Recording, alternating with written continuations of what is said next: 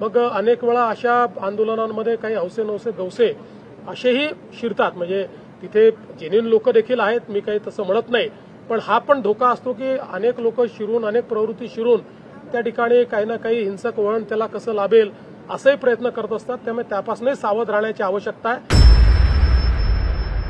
शेतकऱ्यांच्या संदर्भातला प्रश्न आहे की तिकडे थोडा उद्रेक होतोय शेतकऱ्यांचा.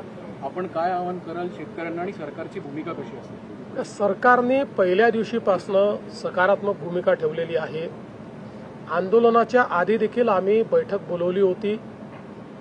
आपण चर्चा करून यातनं ज्या गोष्टी शक्य आहेत त्या करू अशा प्रकारे आम्ही सांगितलं होतं. पहिल्यांदा बच्चू कडूंनी त्याला मान्यताही दिली होती. त्यानंतर त्यांनी अर्ध्या रात्री मला संदेश पाठवला की लोक जमा होतील, आम्ही असणार नाही, याच्यामुळे अडचण होऊ शकते, त्यामुळे आम्ही काही बैठकीला येऊ शकणार नाही. त्यामुळे मग आम्ही ती बैठक रद्द केली. आजही बावनकुळे साहेबांनी त्यांच्याशी संपर्क केलेला आहे.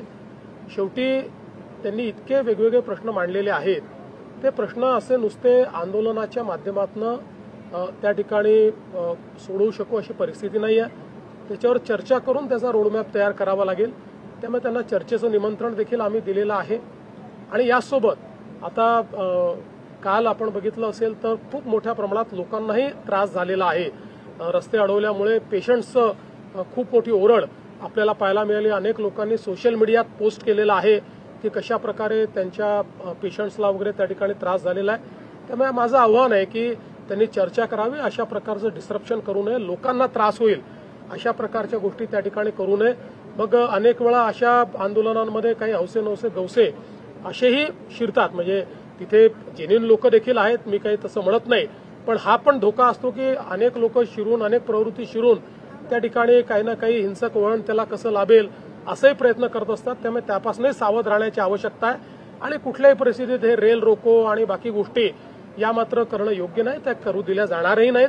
त्यामुळे आमचं स्पष्ट आव्हान आहे, शेतकऱ्यांच्या प्रश्नावर आम्ही सकारात्मक आहोत. या सरकारने 32,000 कोटी रुपयाचं पॅकेज दिलंय, पैसा शेतकऱ्यांच्या खात्यामध्ये आम्ही देतो. त्यामुळे सगळ्या प्रकारच्या चर्चेची सरकारची तयारी आहे. चर्चा करावी आणि त्यातनं मार्ग काढावा. सरकारने अतिशय स्पष्ट भूमिका त्याच्यात मांडली आहे. आम्ही त्याची कमिटी पण तयार केलेली आहे. आणि आज पहिला प्रश्न असा आहे की जे शेतकरी आज अडचणीत आहेत, ज्यांचा शेतमाल पूर्ण पावसामुळे त्या ठिकाणी झोपलाय, तो खराब झालेला आहे, शेती खराब झाली आहे, पहिले त्यांना मदत करायची की पहिले बँकांना मदत करायची, हा महत्वाचा प्रश्न आहे. म्हणजे शेवटी आपण हे बघितलं तरी आपण जेव्हा कर्जमाफी करतो त्यावेळेस ते पैसे बँकांना जातात, त्याचा थेट शेतकऱ्याला काही लाभ मिळतो असं नाहीये. त्यामुळे आज पहिल्यांदा शेतकऱ्याच्या खात्यावर पैसे दिले पाहिजेत. नंतर आम्ही कधीच कर्जमाफी करणार नाही अशी भूमिका घेतलीच नाहीये.